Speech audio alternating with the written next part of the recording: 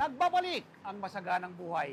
Kasama ko pa rin po si Mark at ngayon ay ituturo tayo dito sa kanyang napakagandang Smart Garden. Mark, nasa seedling tayo ngayon, ano? Opo. Itong mga ganitong kalalaki, Mark, ilang araw na ito at paano ito inilalagay dyan? Ito po ay 8 days na, sir. Alright. So, bali, ito ay pinupunla natin mula sa buto. Gano'n ba kalaki? O matatansya mo ba yan kung ilang araw bago mo i-transplant na safe na siya? Opo. Sa bok choy na katulad nito na ganyan is Oo. 10 to 14 days po. Pwede na i-transplant. Alright. So ito yung bok choy. Yes po. How about ito sa ibang nasa ating harapan na to? Ito. Ano to? Yan, anong ano to? Ito po ay lettuce na Olmete variety. Oo. So, normally po sa lettuce, 2 weeks po yan or 14 days bago i-transplant. I-transplant. Safe na yan, 100%. Opo, yes okay.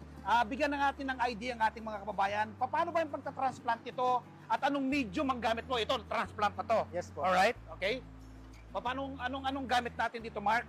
I-explain mo nga. Pag nag-transplant tayo ng ating seeds, dapat is 2 weeks na. Ang Yes. ginagamit nating medium dito ay coco peat. Alright. Paano procedure?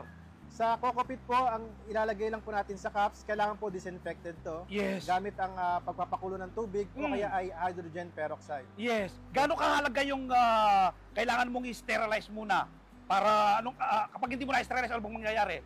Pwede pong pag di natin na-sterilize, merong existing na pathogens dyan na Oo. pwedeng maka-apekto sa paglaki ng ating halaman. Like fungus, Fungus, bacteria. bacteria. Yes. So kailangan talagang i-ano mo sa sterilize mo Yes siya. po. Alright. Ito, anong halaman nito, Mark? Ito po ay lettuce. Ang variety po nito ay lalik. Kakaibang Yes. variety to, Yes, Mark, Yes po. Ito po yung pinaka-crispy variety ng lettuce. Ano naman ito? Parang mustasa to, pero hindi naman mustasa to, Ito po ay lettuce din. Okay. Romaine po. Romaine naman. Yes po. Ito yung ginagamit sa veggie salad. Yes, masarap po yan. Parang napansin ko, Mark, may punla ka. Yes. May bagong di patanim, may kasalukuyang lumalaki at parang may ready to harvest ka na. Ito ilang araw naman na to. Ito mga ganito ilang araw na yan. Yan po ay 3 weeks na po or mga 30 days na rin yan. So dito po ang sistema natin is continuous po ang growing ng ating pagtatanim. So mapapansin nyo, maliit ang distansya. From Yes. seedlings po ito. Oo. Mula doon ay liliit ng distansya. Oo. Palaki po ng palakihan. Ibig sabihin po niyan, pagka-harvest po ng ating mga par-harvest na lettuce, Yes. meron tayong panibagong ipapalit. Parang sustainability, Mark. Yes, opo. Kapag yung customer mo umorder ngayon, sa susunod na araw, meron na naman. Yes, hindi po tayo nawawalan. Oo. Yan po ang importante sa smart farming, sa mga urban gardening, yung mamamaximize natin yung space. Oo, kasi kapag sa lupa kasi ito, Mark, isang harvestan lang siya. Yes, opo. Ano? So, mass production, mass harvest, bukas na wala nang ma-order ang Yes, customer. tama po. Ito sa'yo, tuloy-tuloy. Tuloy-tuloy po. Kung meron kang customer ng mga samgyupsal, pwede silang kumuha sa'yo. Yes. Mark, napansin ko, sa iba kasi malalapad yung mararami yung kanilang mga ugat. Opo. Bakit ito sa'yo parang may silang ugat? Anong difference nun? Ipaliwanag mo nga, Mark. Ito po kasi ang gamit nating sistema is NFT system. Yes. Sa NFT system kasi maganda ang takbo ng oxidation po, yung oxygen, yung hangin. Yes. So kapag maganda po ang takbo ng hangin, ang tendency po yung ugat hindi siya naghahanap ng nutrients or ng Oo. oxygen. So nako-compress lang yung ugat sa loob ng medium natin.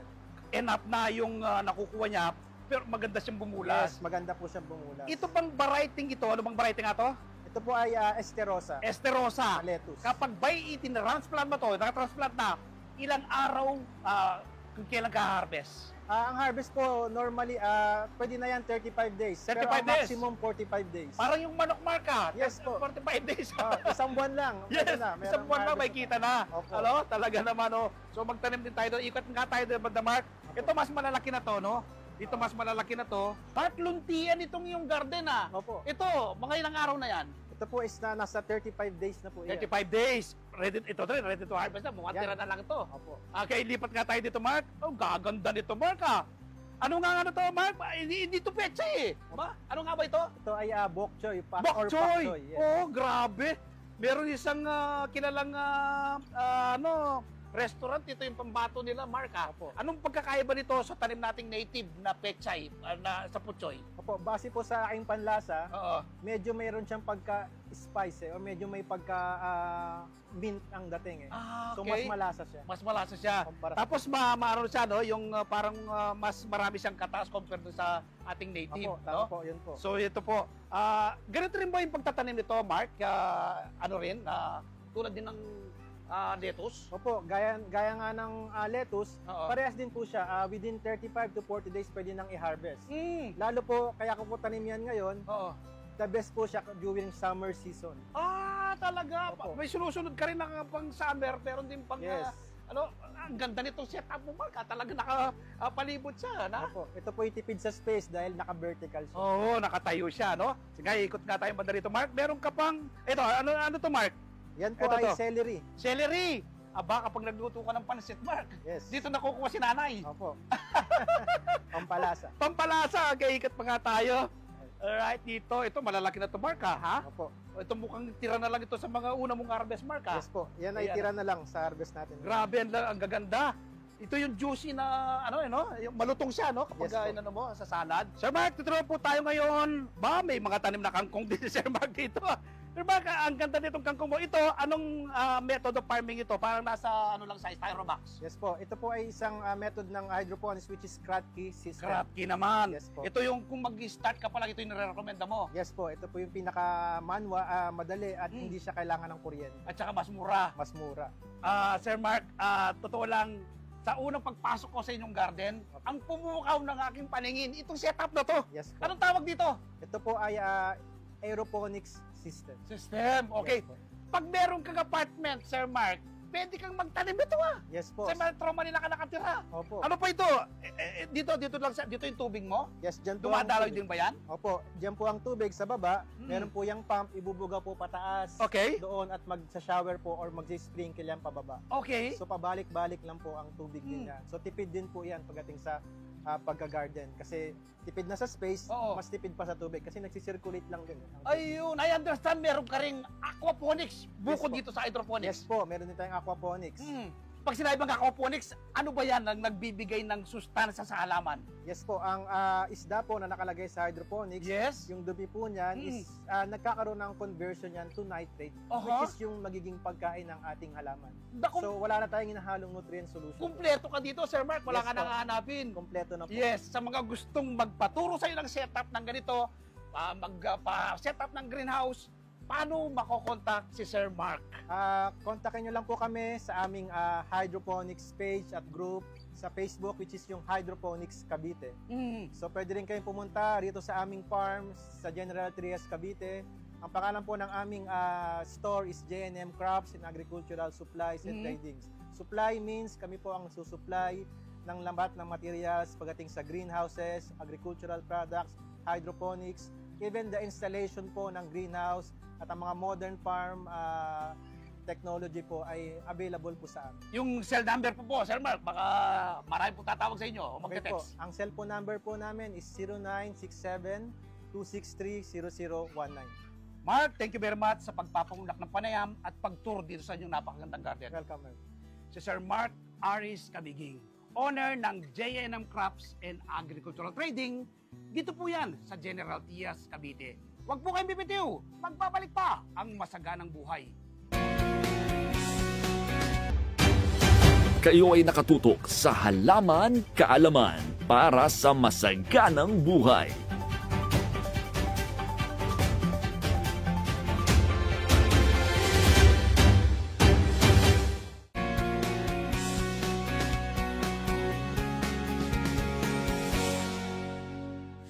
Nagbabalik ang masaganang buhay. Ako po si Merlyson para sa ating video plant of the week.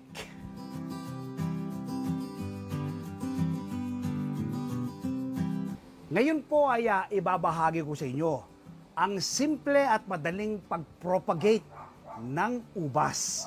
Ang ubas po ay itinatanim siya dalawang pamamaraan. Una po, true seeds. Pangalawa ay true cuttings. So ang ibabahagi ko po sa inyo ngayon, ang simpleng pagtatanim sa pagitan po ng cuttings.